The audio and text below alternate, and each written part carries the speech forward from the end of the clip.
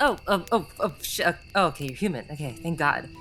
Yeah, no, you've been hiding out down here near the cross. You guys, you looks like to your face. It's not trying to kill you. But yeah, no, make yourself comfortable here. I just found this rat yesterday, cooking it up real nice. It smells great. Oh, you want to talk about the cross? Well, I mean, yeah, I guess I could do that for you. Well, let's start with all began. The one crazy motherfucker known as Garth Ennis.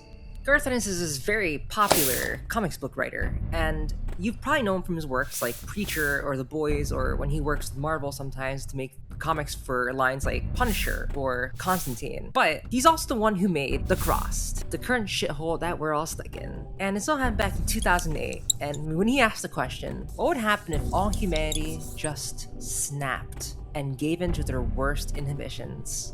And I gotta say, it's not even that bad of a concept, and it's kind of interesting. How would humanity change when half of us have all been converted into this evil homicidal maniac, and what would we have to do to survive, and what sacrifices and choices we have to make that we wouldn't do otherwise? So then why is it known nowadays as being just kind of a really shitty mess and just kind of made fun of? And how has it soiled Garth Ennis' reputation all this time after, even though he's an acclaimed comics writer? Well, to see that, we have to go back to his original comics run, which if you ask me, is actually pretty decent.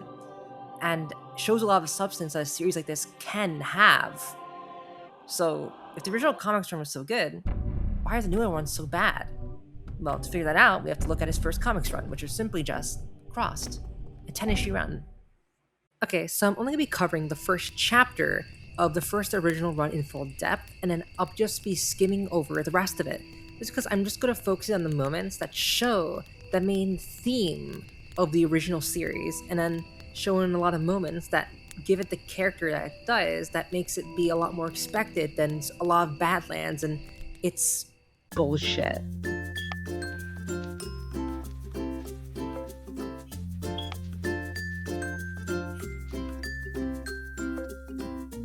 Okay, so I want you to picture this. You're at a diner.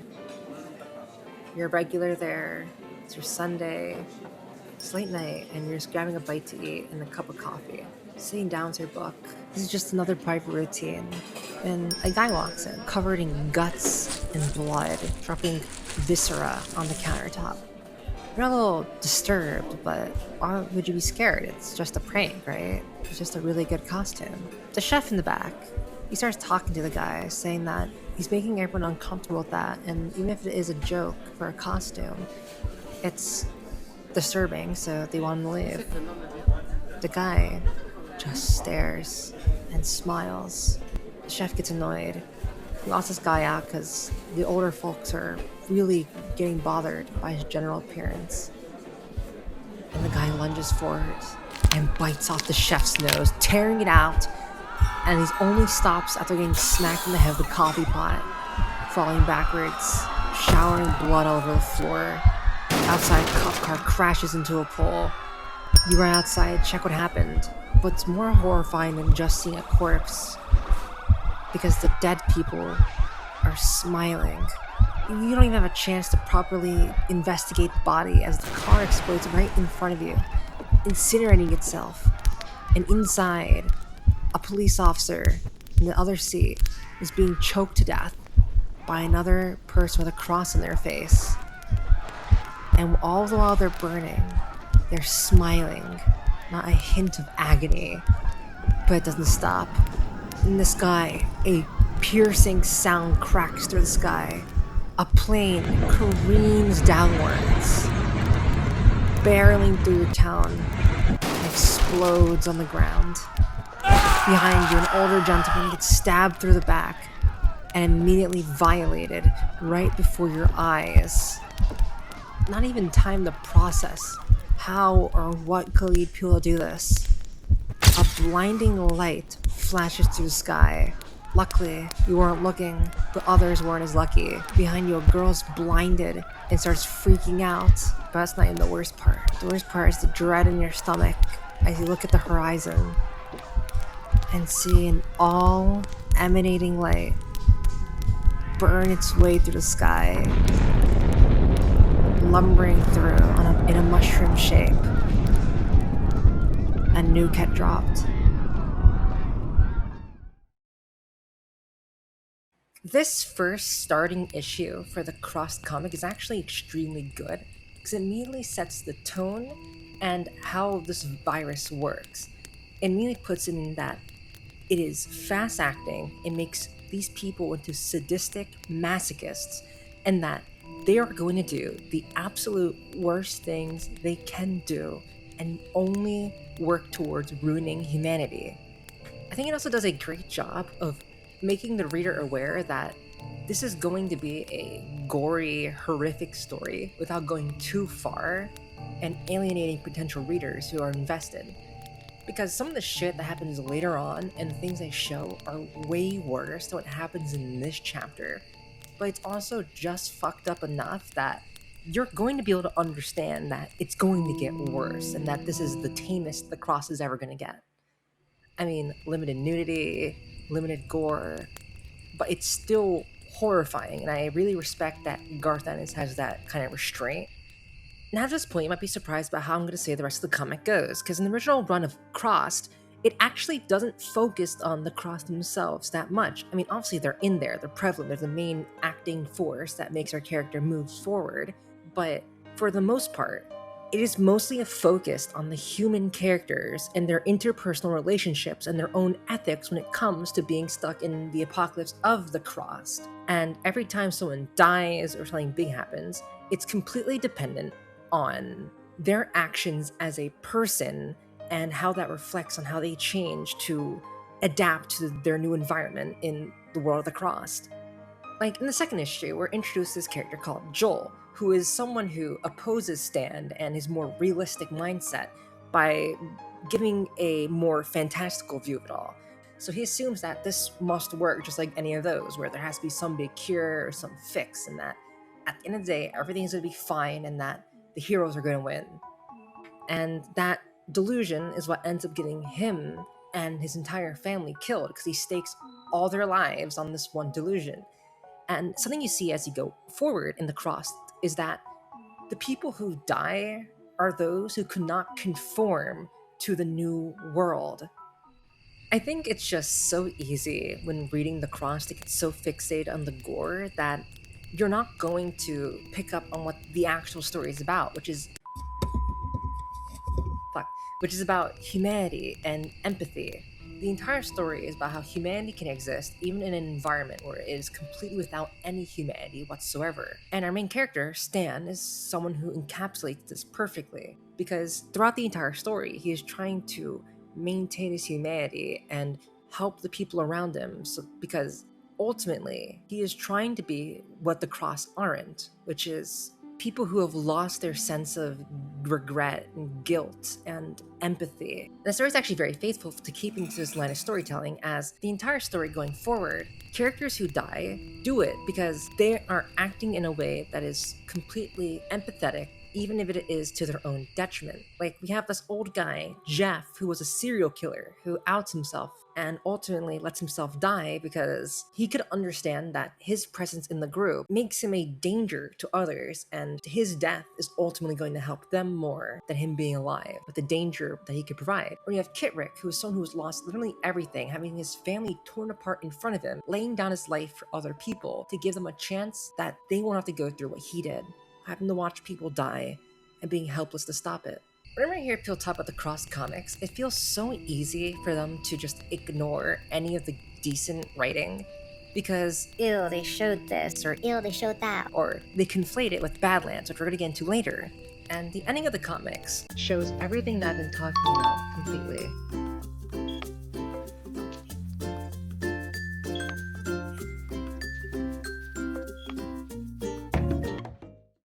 He finds inside of a crashed airplane a Bible. Opening it up, he finds the account inside of a soldier who was going around shutting around off all the nuclear power plants so that way there wouldn't be nukes going off all over the country. And part of their job was having to kill off all the scientists who were with them because their knowledge of all the power plants was too dangerous to be kept alive. But at the end of the story, the soldier lays down his life for the others because he didn't want to be a nuisance towards them and acted as a distraction for the crossed. And at the end, questions if he was at least a good soldier, even if he acted in some bad ways. Now, Stan, at some point in the story, picks up a dog who was following him randomly. and is unable to just tell the dog to scram or kill it for following him.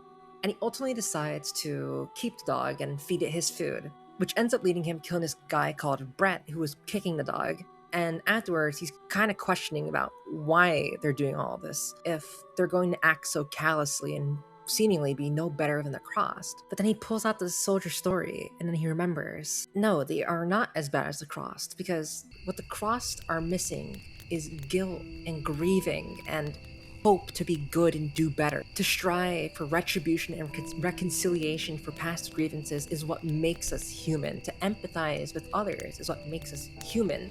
To do something that inherently does not help us in any way, just to give others a better chance, is what makes us human.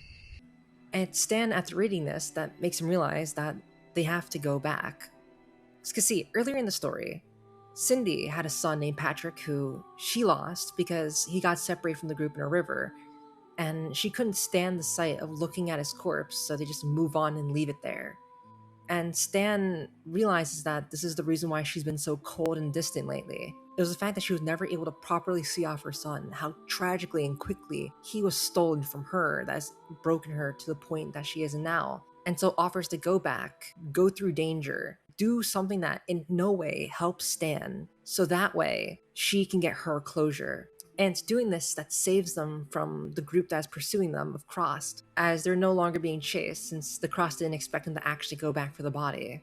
And the story ends with Stan and Cindy laying to rest Patrick's corpse, and Cindy grieving for her son. It's not a particularly happy ending. Most of the characters died, with only the dog, Stan, and Cindy surviving, which actually I'm very happy. On a side, I fucking love that the dog lived. That was basic shit. I really thought the dogs would get torn apart. But even though it was just the three of them that survived the entire story, with an initial group of about 10, still is a pretty happy ending, because ultimately humanity persists and they don't become like animals, surviving merely for the sake of surviving. Instead, they continue to live out of empathy. Okay, so how they fuck it all up? Today, being retarded means leading a full life. Retarded people go to work or school just like their neighbors and come back to a real home. A supervised home, right in the neighborhood, where they belong. Being retarded never stopped anyone from being a good neighbor.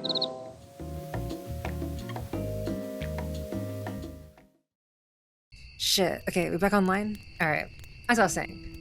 How the fuck did we get here? So the answer to that is actually pretty simple, and it comes from Crossed Badlands, which is a sister series to Crossed, which has run for 100 issues so far. Holy shit, that's very long. And it is different from Crossed because it is an anthology series, which with each couple of chapters being a different story, written by a different author, and that's the important part. Different authors. That means there's going to be incredible dips in quality between different stories just because the author is completely different. And I will always give Garth Ennis his flowers for the fact that he knows how to actually use dark subjects in a more meaningful way.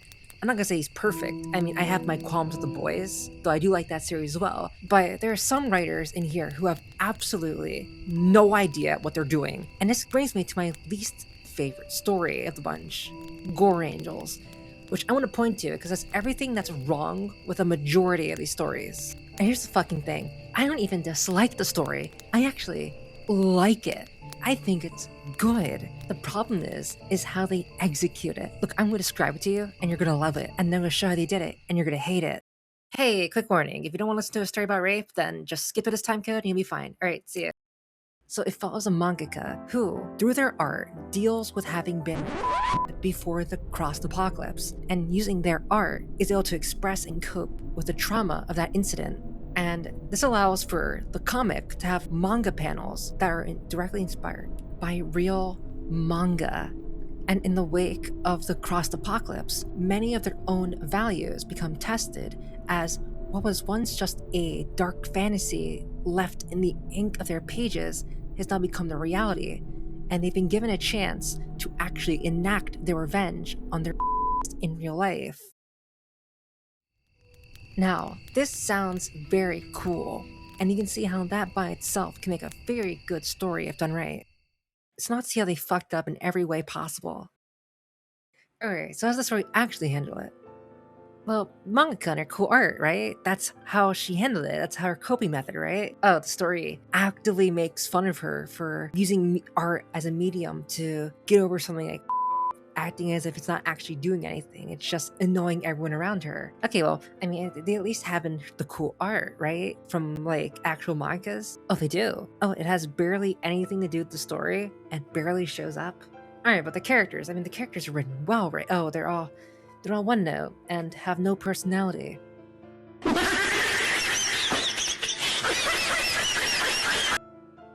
Okay, well, we'll be fine as long as there isn't some random bullshit in here that just makes the entire story fall apart.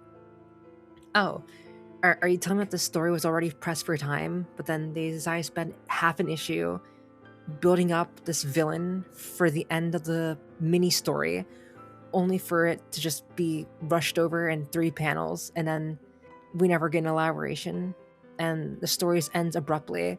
Well, as long as the art, and it's fucking ugly. Fuck me. You can't give this anything. It doesn't look as good as the rest of the series. It's written like dog shit. I think fundamentally that this story does everything wrong that a cross comic can do that's prevalent also across comics. It's not funny, the art is boring, I don't give a shit about any of these characters. Nothing builds towards the central theme and everything's meandering, going everywhere. And the thing that's a big nail in the coffin is that this is an extreme, violent, horny comic that degrades and takes away value from extremely violent, horny comics. And let's take this back to the original run across. They never spend nearly as much time on gore or sexual stuff because they realize that once you set up the premise that this is a violent, shocking virus, that if you just keep showing shock and don't have any meaning or weight behind it, no one is going to care. Apparently this writer didn't get the memo. And now some of you guys will be saying, well, it's a bit unfair to be comparing this story with the original run. This story only gets 4 chapters as opposed to the initial run's 10-issue run, and that's not enough time for a cohesive story to be built around a character and have a compelling narrative or characters with good growth throughout the story. And I say, fuck you, because Garth Ennis actually proved it. No, I said Garth Ennis wasn't the main writer of Badlands. He was still a writer. And he actually wrote the first story of Badlands. And it is only 3 issues long, but it is easily one of my favorites out of all the Badlands stories, and it actually holds many of the same values they see in the first story that made it so great.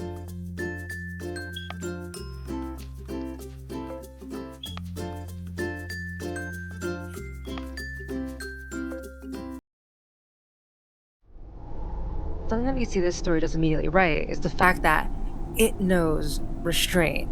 It follows the same kind of methodology in the original that you have to give time for these characters to breathe. It's just constant shock always. No one is going to care. And that is why the second issue doesn't even have a cross in it. And all the violence in it is done by humans, which is a lot more shocking. But you understand why they're doing it because they're doing it for survival. They show the presence of the crossed by not just having the cross in front of them doing evil shit.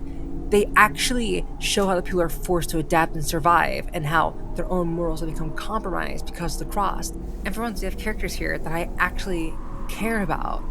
Now, I'm not going to say that every character here is stellar, right?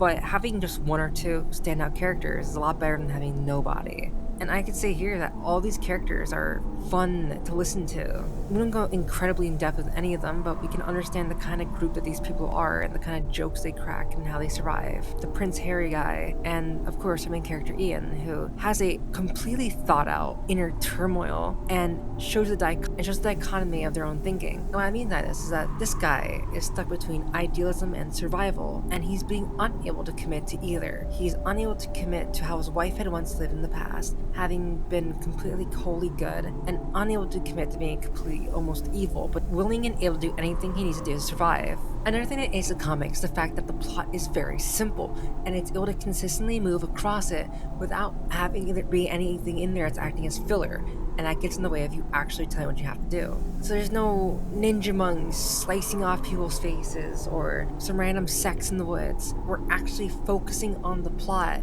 and we actually are able to get a cohesive theme that's built throughout the entire story. And the ending is way better. While the Bookcore Angels ended in 4 pages and had absolutely no satisfaction with its ending, this ending is extremely good. It shows Ian as he's about to get consumed by the cross virus, having to pull the pin off a grenade, kill the crossed around him, and to save himself from going crossed. But he can't do it. He can't commit to idealism. He couldn't commit to survival, and now he is screwed. That ending is something that's been built up to this entire time, and the grenade was mentioned in the first chapter, in the first page, and it shows a coherent, clear line of thought from beginning to end with setup and payoff, and it satisfyingly shows how if you are neither someone who idealizes survival or idealizes morals, you're going to end up someone who's miserable and in a horrible situation. It gets across what it needs to simply, it makes sense, you get what they're trying to say, and you don't look like a dickhead while doing it. Hey, was that a knock on the door? It's probably another person. Look, I'm gonna go get it. You stay here, alright? Oh, hello there. Hi, my name is Sulzara. Hey, why are you wearing a mask? Oh, shit. Oh god, no, wait, need that. Ow, okay, but don't break. Ow, my spleen. Ugh. Wait, no, don't use that knife. My spleen. What?